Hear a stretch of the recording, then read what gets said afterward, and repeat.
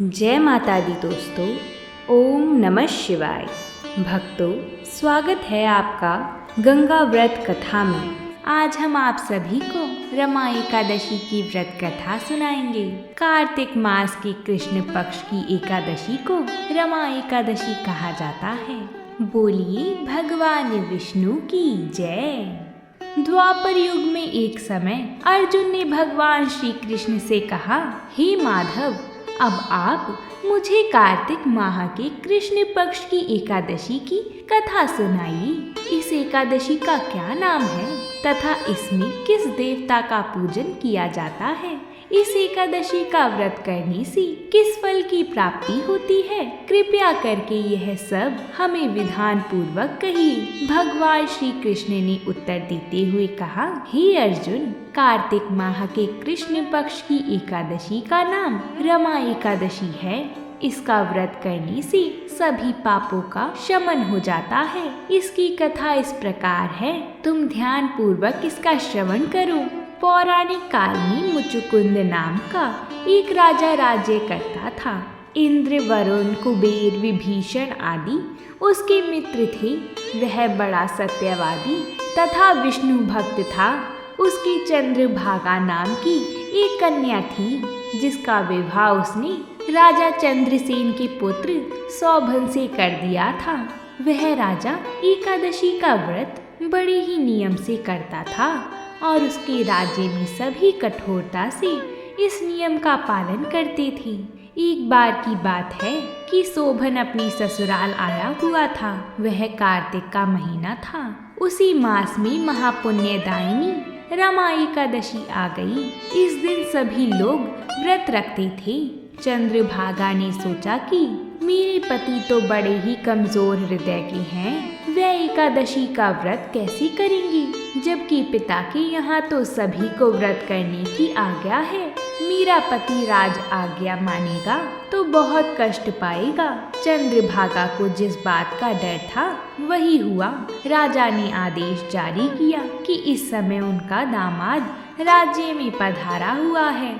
अंतः सारी प्रजा विधान पूर्वक एकादशी का व्रत करी। जब कार्तिक मास की दशमी आई तब राज्य में ढिंडोरा पीटा। उसे सुनकर शोभन अपनी पत्नी के पास आ गया और बोला, हे प्रिय, तुम मुझे कुछ उपाय बतलाओ, क्योंकि मैं उपवास नहीं कर सकता। यदि मैं उपवास करूंगा तो अवश्य ही मर जाऊंगा।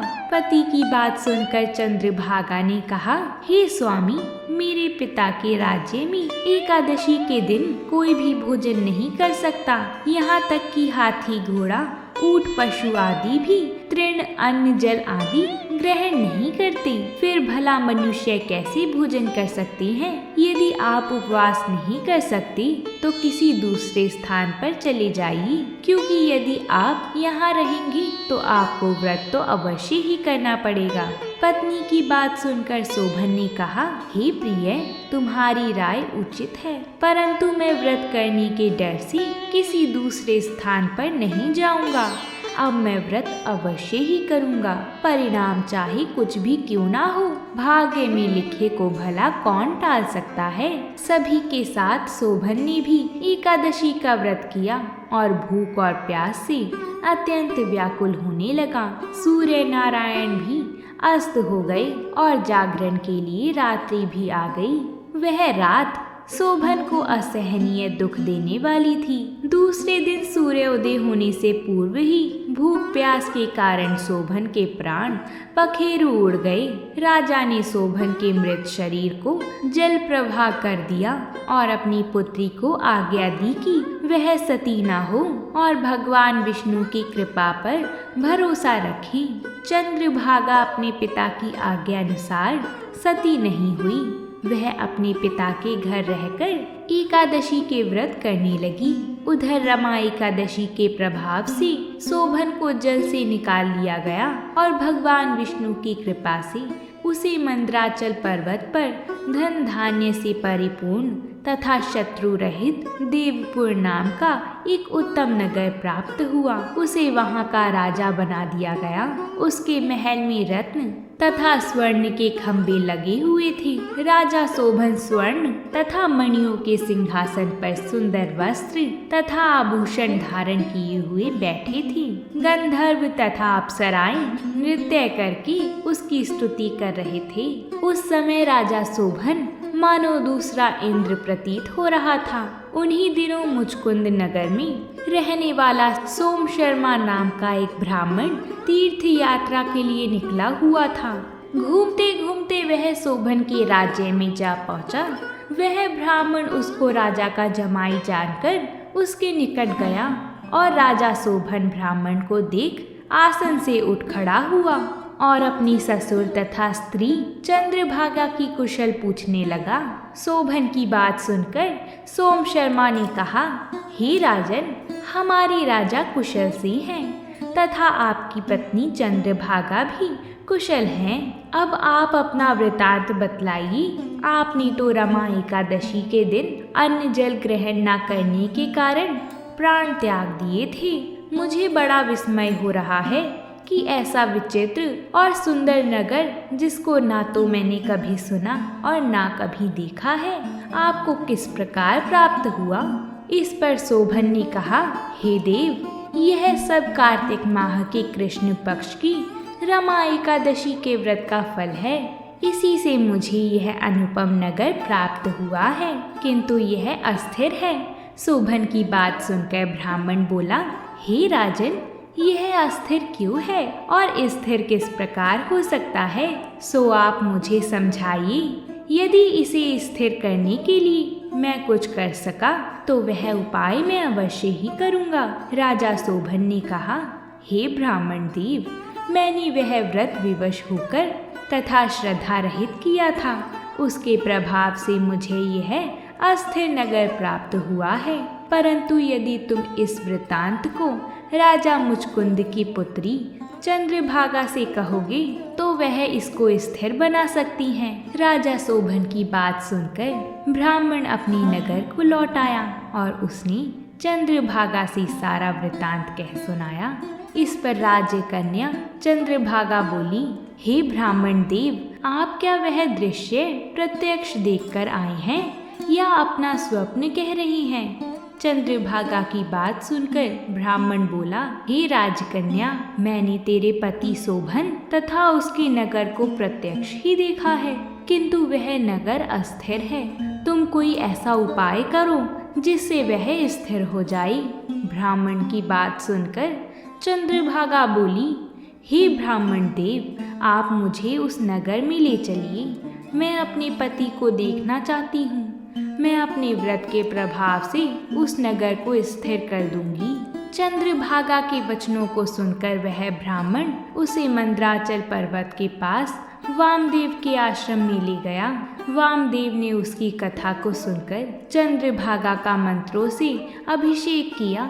चंद्रभागा मंत्रों तथा व्रत के प्रभाव से दिव्य देह धारण करके पति के पास चली गई। शोभन ने अपनी पत्नी चंद्रभागा को देखकर उसे प्रसन्नता पूर्वक आसन पर अपने पास बैठा लिया। चंद्रभागा ने कहा, अब आप मेरे पुण्य को सुनिए। जब मैं अपने पिता के घर में 8 वर्ष की थी, तभी से मैं सविधि एकादशी का व्रत कर रही हूँ। उन्हीं व्रतों के प्रभाव से आपका यह नगर स्थिर हो जाएगा और सभी कर्मों से परिपूर्ण होकर प्रलय के अंत तक स्थिर रहेगा। चंद्रभागा दिव्य स्वरूप धारण करके तथा दिव्य वस्त्र अलंकारों से सजकर अपने पति के साथ सुखपूर्वक रहने लगी।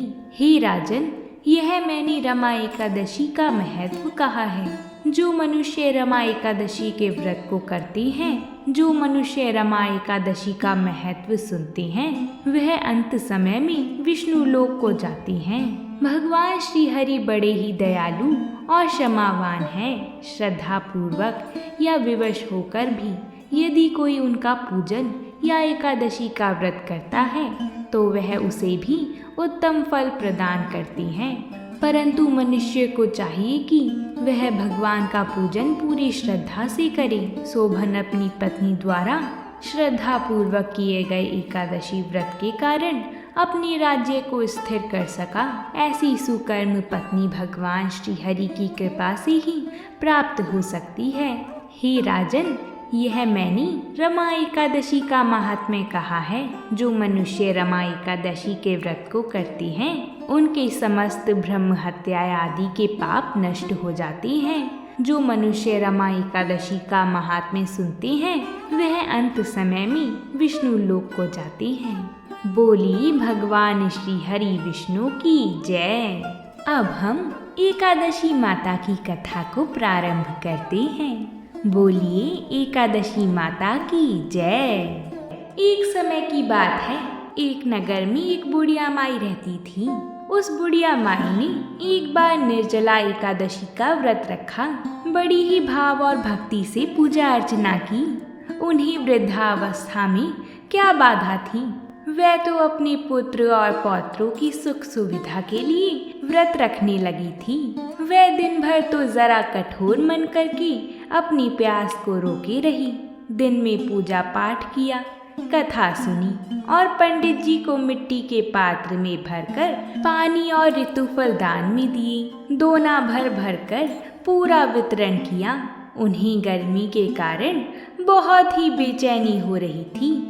इस कारण से वह बड़ी देर तक पानी में पड़ी रही और पानी के कुल्ला करती रही, मुंह धोती रही। तब कहीं थोड़ा बहुत धैर्य बंध पाया। धूप तो तेज पड़ ही रही थी, इस कारण बार बार मुंह सूख रहा था। बुढ़िया माई बहुत बेचैन हो रही थी। एक तो बुढ़ापा और दूसरी ये भयंकर गर्मी। वृद्धावस्था की स्थिति तो कुछ दूसरी ही प्रकार की होती है। जैसे तैसे तो रो धो के दिन कट पाया था। अब पहाड़ सी रात सामने थी। उसका काटना बड़ा ही कठिन दिखाई दे रहा था। खटिया पर पड़ी शांति नहीं मिल रही थी। वह बार बार करवट बदल रही थी। अनेक बार वह बाहर जाती और भीतर आती। उन्हें घर के अंदर शांति नहीं थी।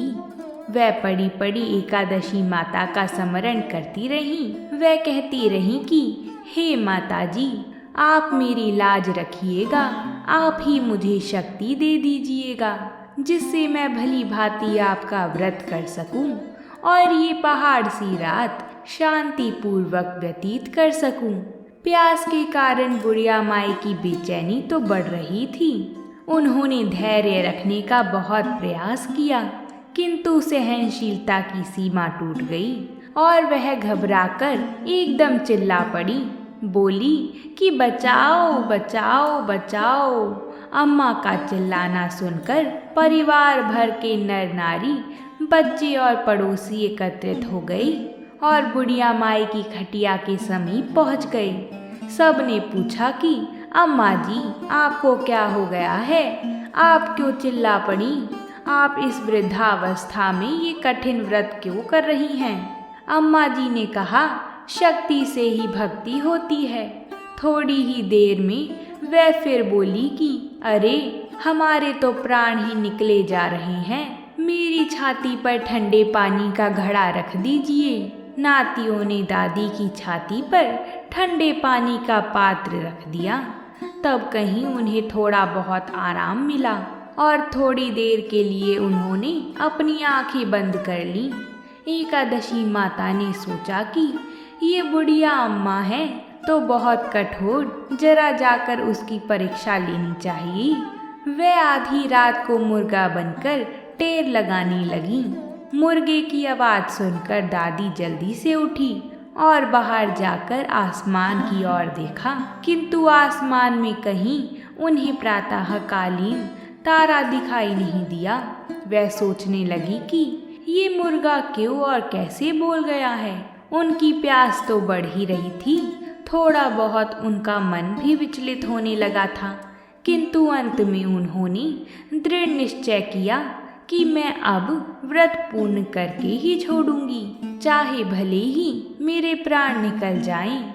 ये सोचकर फिर वह खटिया पर शिथिल होकर लेट गईं। थोड़ी ही देर में एकादशी माता ने उनकी फिर से परीक्षा लेनी चाहिए।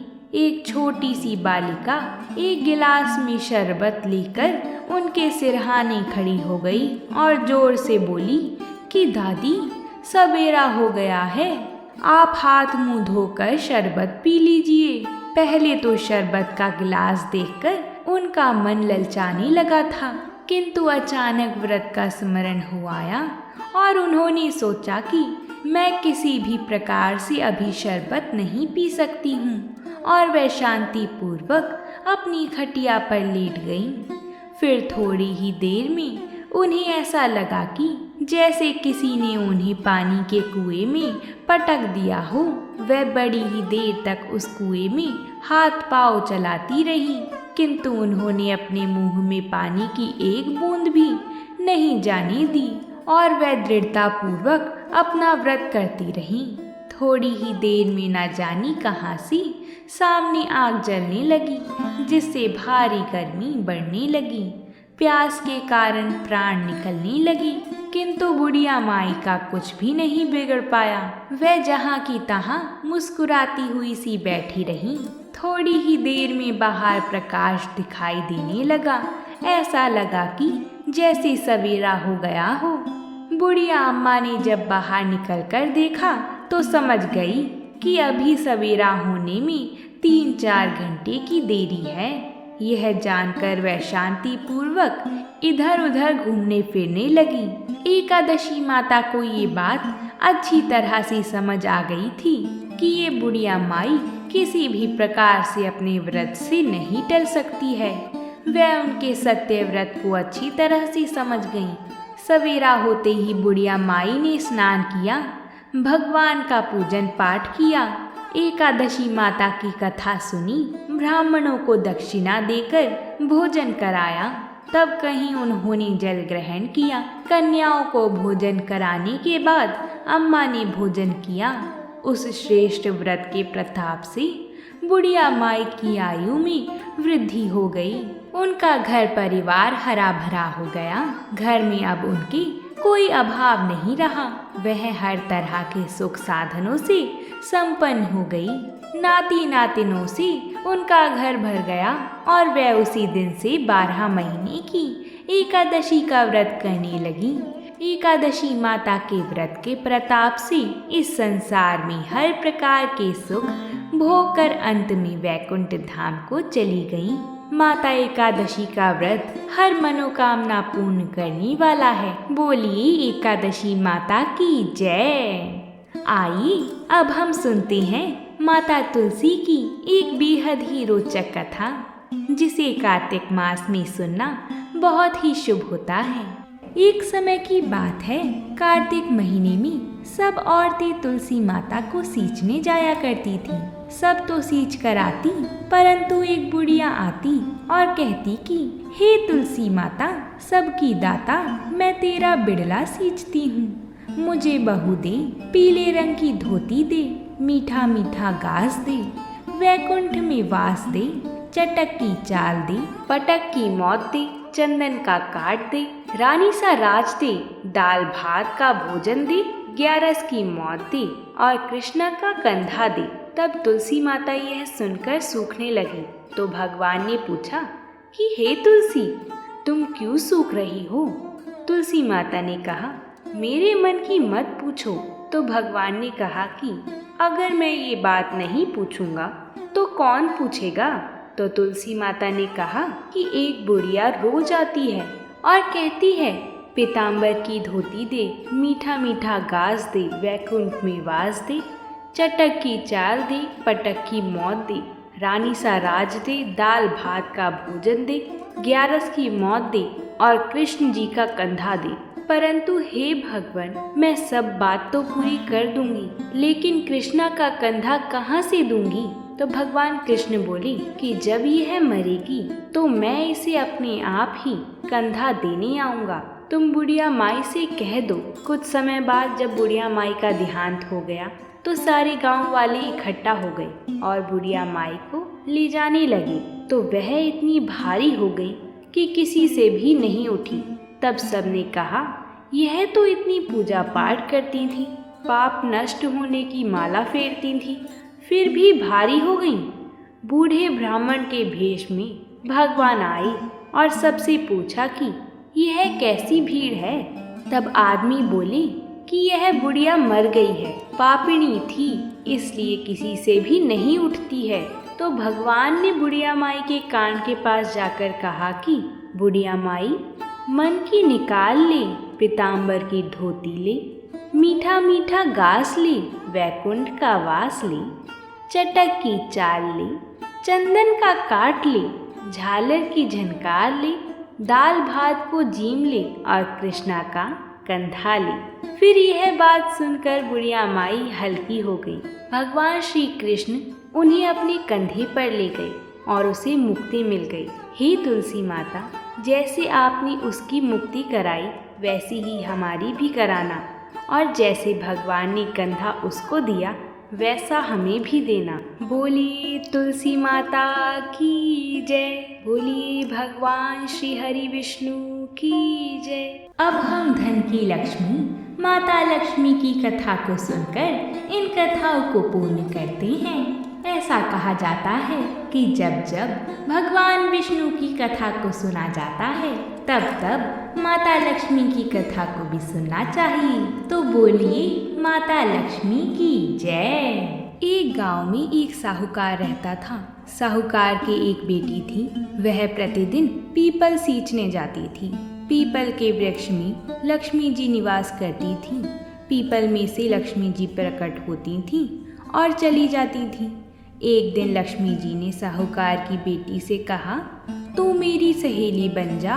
तब लड़की ने कहा कि मैं अपने पिता से पूछकर कल बताऊंगी। साहूकार की बेटी ने घर जाकर अपने पिता को सारी बात बता दी। तब उसके पिताजी बोले, वह तो लक्ष्मी जी हैं, तू तो लक्ष्मी जी की बात मान ले, अपने को और क्या चाहिए, तू लक्ष्मी जी की सहेली बन जा। दूसरे दिन वह लड़की फिर गई। तब लक्ष्मी जी पीपल के पेड़ से निकल कर आई और कहा, सहेली बन जा। तो लड़की ने कहा, बन जाऊंगी, और दोनों पक्की सहेलियां बन गईं। लक्ष्मी जी ने सहेली से कहा, सखी तू कल मेरे घर भोजन पर आना, भोजन का न्योता दिया है। घर आकर लड़की ने माता पिता को कहा कि मेरी सहेली लक्ष्मी जी ने मुझे खाने का न्योता दिया है। तब लड़की के पिता ने कहा कि सहेली के जिमाने जइयों पर घर को संभाल कर जाना। तब वह लक्ष्मी जी के यहाँ जीमने गई तो लक्ष्मी जी ने उसे शॉल ओढ़ने के लिए दिया, रुपए दिए, सोने की चौकी दी, सोने की थाली में 36 प्रकार का भोजन जिमा दिए। जीम कर जब वह जाने लगी तो लक्ष्मी जी ने पल्ला पकड़ लिया और कहा, हे सखी, मैं भी तेरे घर जीमने आऊंगी। तो उसने कहा, सखी जरूर आना। वह घर जाकर चुपचाप बैठ गई। तब पिता ने पूछा कि बेटी, सहेली के यहाँ जीम कर आ गई और तू उदास क्यों बैठी है? तो उसने कहा, पिताजी, मेरे को लक्ष्मी जी ने इतना दिया, अनेक प्रकार के भोजन कराए, परंतु मैं कैसे जिमाऊंगी? उनकी ऐसी आओ भगत कैसे करूंगी? अपने घर में तो कुछ भी नहीं है। तब उसके पिताजी ने कहा कि गाय के गोबर से, पीली मिट्टी से चौका लगाकर घर की सफाई कर लेना। 4 मुख वाला दिया जलाकर लक्ष्मी जी का नाम लेकर रसोई में बैठ जाना। लड़की पिताजी के कहे अनुसार सफाई करके लड्डू लेकर बैठ गई। उसी समय उस नगर की रानी नहा रही थी। उसका 9 लाख का हार चील उठा कर ले गई और लड़की के घर वह 9 लाख का हार डाल गई और उसके लड्डू ले गई। बाद में वह हार को लेकर बाजार में गई और सामान लाने लगी तो सुनार ने पूछा कि क्या चाहिए? तब उसने कहा कि सोने की चौकी, सोने का थाल, लाल चुनरी दे दो, मोहरे दे दो और सामग्री दो। 36 प्रकार का भोजन हो जाए, इतना सामान दे दो। सारी चीजें लेकर बहुत तैयारी करी और रसोई बनाई। फिर लक्ष्मी जी को बुलाया। आगे आगे गणेश जी और पीछे पीछे लक्ष्मी जी आई। उसने फिर चौकी पर आसन बिछाया और कहा, सहेली, चौकी पर बैठ जा। जब लक्ष्मी जी ने कहा, सहेली, चौकी पर तो राजा महाराजा के भी नहीं बैठी, किसी के भी नहीं बैठी, तो उसने कहा कि मेरे यहाँ तो सखी बैठना पड़ेगा। तो वह फिर लक्ष्मी जी चौकी पर बैठ गई। तब उसने बहुत खातिर की, जैसे लक्ष्मी जी ने करी थी वैसे ही उसने करी। लक्ष्मी जी उस पर खुश हो गईं।